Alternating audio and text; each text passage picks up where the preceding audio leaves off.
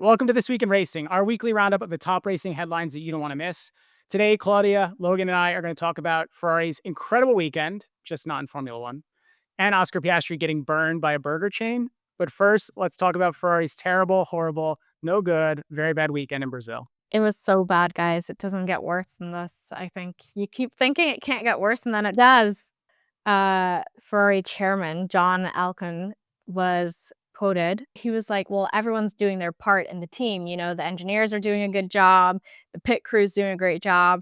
Now we just need drivers that are focusing on doing the driving and performing there and not speaking, because I know Charles and Lewis have both aired their frustrations pretty publicly. So pretty crazy thing to say about your drivers, no? Yeah, that's insane when I really don't think it's their problems when they're having, like, technical issues or the team is making terrible strategy calls or asking if they should be on plan M or whatever. Like, they literally go through the whole alphabet on one Grand Prix weekend. It's absurd. I think it's just ridiculous, and again, like, we've kind of talked about it before, but I feel like it's rich coming from John Elkann. Like, "Sir, don't you have some community service to be doing?" Oh, Jesus Christ. Yeah, really. He seems to be the one doing a lot of talking. I don't know. Also, what are they? I mean, number one, the sport's been growing as a result of them talking. I think that's been the whole big thing. Lewis coming over was, I mean, in part, he's the world champion, but in part, it's his presence, right? He's a huge media personality. That's the whole vibe. They've got him in red. They talked about how that was going to raise the Ferrari brand value, sell cars, et cetera, et cetera. Like, if anything, John wants him out doing that so that he's moving more Ferraris. And then, by the way, he's not the person building the car. So, yeah, maybe, but when's he going to get back in the wheel, behind the wheel, right? They don't get extra time. It's not like if Lewis says, hey, I want to drive today, they go, sure, we got another hour for you. It's just really funny that John was like, you know, everyone's doing their bit, and basically saying that the drivers are the only ones that aren't. And at some point he was like, yeah, like the mechanics and the engineers are doing their great. The car is faster. Okay. Like, are you driving it? Like, I don't know. Yeah. What about your double disqualification in China? What about all the other issues you've had since then? And we said this before, we talked about it. Like, there needs to be a change within the organization itself. It's not just about the drivers. And he can say what he wants here, but then what are you doing to change the rest of the team elsewhere? And the pit stop's the only thing. Like, that is the saving grace. They've talked a lot about this on the fantasy show because the pit stops are earning Ferrari points as a constructor, and it's actually pretty funny. But in that game set or that rule set, the pit stops have been incredible for them. It's just it hasn't put any value when they've come to the race wins here. I mean, I'm glad they're getting points on fantasy because they're now 4th in the championship. So, like, I'm glad Yeah. someone's reaping the benefits of that, because the team definitely isn't. It's brutal. And I don't know if this was directly correlated to that comment kind of going public, but both Charles and Lewis had big posts after the race weekend. And I guess most drivers do this and they kind of do like a little reflection on social media. But Lewis had one line and it was like, I back myself, I back my team, like we will not stop pushing. And I think Charles said something along those lines too, like it's an uphill climb from here. So I don't know if they were like trying to make a little subtle statement based on whatever John was saying, but I don't know. I looked at the numbers. So George has done 13 points per race weekend this year, and Lewis is at 7, and Charles is at 10. So Ooh. talk about a Yeah. bad move over to Ferrari. You know who didn't have a bad weekend, though? Max Verstappen. I mean, he had a bad weekend, and then he turned it around, as always. I feel like Brazil is the track where he probably shines the most anyways, but it was pretty spectacular what he was able to pull off this weekend. It's always so fun watching him start from the pit lane or the very back, because you just, like, have to keep your eye on Max at the bottom. Every lap, it just goes up, and he was, like, clocking fastest lap for 20 laps in a row or something. It looked nuts. It's crazy. He's one of those drivers where you know he's gonna at least make it into the points, even if he's P20 or in the pit lane. And yeah, like you said, Brazil is definitely like his stomping grounds. He should be the next honorary Brazilian. I mean, he's also like pretty much unofficially married to Kelly Piquet. So who knows? Maybe I he's gonna be know. the next Brazilian citizen. Sorry, Lewis, he's coming for you too. I'm surprised they haven't given it to him. It's also crazy he finished there knowing he had to stop early for a punctured tire and couldn't actually run whatever run plan they had. So Yeah. I lived in the cool down room. I don't know if you guys saw this, but I think they showed one of his pit stops. I can't remember exactly. And like Lando asked what happened, and he was like, "Oh yeah, I had a puncture. I was at the back again." And I feel like it was kind of like a subtle like, "Yeah, I started from the back twice and I'm still in this room with you." And it's just like never underestimate Max. Like it's so impressive. And we have to give kudos to Kimmy. Like Kimmy had an amazing race. Yeah. So I want to give credit to Misha because they pulled this statistic and I think it's worth sharing. So Max has had 207 Grand Prix starts with Red Bull. Only 7 of them have had a Q1 knockout. And one of those 7 was this past weekend. And so on merit, he started from the back, came to the end, went through the crash or the issues, right? The melee, and then ended up sitting on the podium. That's pretty wild. Who would have thought there would be this many people who were never really Max stans now cheering for him to win when Lando and Oscar are the 2 guys he has to beat? I don't know. I never saw that coming, but honestly, like you got to respect greatness. Last week, we asked you guys who the rightful winner of the 2008 World Drivers' Championship would be, considering the Felipe Massa court drama. 72% said Lewis Hamilton, and 28% were Team Felipe. This week, we want to know who you think is really to blame at Ferrari. Is it the drivers, the management, or the team? If you're enjoying the episode, don't forget to like, comment, and subscribe for more content like this. Well, changing gears to another part of the world where Ferrari did do well. If you go to Bahrain, they ended up winning not only the Manufacturers Championship, but also the Drivers' Championship. They had first, second, and third in the WEC series. It's pretty incredible.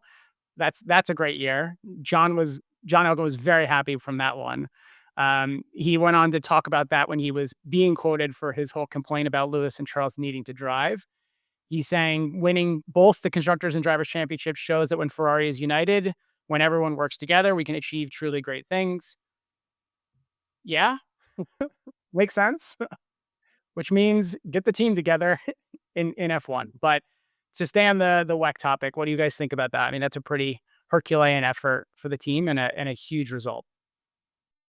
I think it's very exciting. I think it's where anyone would assume any Ferrari team would be. I mean, I feel like their name is just associated with winning. So it's good to see that they're dominating one series for sure. And the full sweep with the drivers is crazy. Like, that's so very, very impressive. So I don't know. I'm excited to see what the next season brings. And then, I mean, 2027 is a little ways away, but McLaren will be coming into WEC as well. So I wonder if that will shake things up. But yeah, love to see Ferrari standing on the top step. I can't lie. I know, pretty awesome, especially when they're not succeeding or doing so well in other series. I'm glad they're finding success in WEC. It's been really fun. And they'll need more competition because Porsche Penske, this is the end of their time in WEC. The team retired their 963 program. It was actually pretty heartfelt. They had Roger Penske and other drivers and other people from the team out signing the car before it raced over the weekend. So that was, sad to see that go because that was something that we had the chance to be around when we were in Coda. And, just being around that team from IMSA and other series, it's nice to see them racing there. But they're going to be focused on IMSA, Formula E, and other programs. So they decided to pull out of WEC. Before we move on to our final story, let's talk about a few honorable mention headlines this week. In more NASCAR news, things are getting heated now as NASCAR and 2311 and Front Row Motorsports argue over what, if anything, Rick Hendrick and Roger Penske are going to have to say on record. Jenson Button's officially retiring from racing. His last race was the 8 Hours of Bahrain, and following that, he received a ton of support on socials from drivers, from pundits, you name it. Everyone was out there reaching out to him. It'll be sad to not see him behind the wheel, but we'll definitely see him on TV and elsewhere. And in a shocking turn of events, a safety car at a NASCAR Mexico race crashed into one of the competitors. The car was pulled over on the side, or rather crashed into one of the safety barriers, and the safety car came around and hit them head on. So that's a pretty scary, very scary situation, not one you'd expect to see. I mean, we talked a little bit about it and how Oscar is slowly losing the championship, but people are kind of thinking that this burger chain has maybe jinxed him or, I don't know, put a bad omen out there. So basically, this Australian burger chain called Grilled started a promotion at the very beginning of the year. And it was every time Oscar Piastri got a podium, people would get a bonus burger if they ordered, I guess, like a certain item on the menu. Since the obviously downhill progression of his performances in the second half of the season, they've had to change the promotion. So now, whenever Oscar Piastri just finishes a race, just crosses that finish line, people get a free sweet treat. So it's literally the bare minimum that they've had to change it to because his performance has been so inconsistent and hasn't had a podium since the Italian Grand Prix, maybe before that. So it's not so great. And I think people are wanting to blame Grilled. And I think Grilled is probably losing business and it's not so good. But I just thought this was hilarious. Like, as if the burger chain had to change their promotion. You'd think that they would want to keep it because then they're not giving away free stuff. But clearly they're trying to support Mr. Piastri. I know. I just want to know what the sweet treat is. Like, are we talking a cookie? Do they get a sundae? Like, how small is the treat for this bare minimum of finishing the race? It's probably like those free like lozenge candies you get at the nail No, salon when you're literally. paying. But just finishing the race, like as if Oscar Piastri is being put on that level right now, because I think before Baku, he was the driver with the longest finishing streak. So it's crazy to just see that downward spiral of where he was from the Australian Grand Prix this past year or this past season to obviously now. So I wonder what's going on. People obviously want to blame McLaren. They want to blame the team for doing sneaky stuff. I wonder if he just really is kind of choking. Well, he seems really frustrated by the whole thing. And he was incredibly cool up until this point. That was what everyone kept joking about was his radio messages. And now it just feels like you can feel the frustration coming through the TV with how it's been playing out for him, that I can only see him getting worse and worse as Lando gets closer and closer to just clinching this.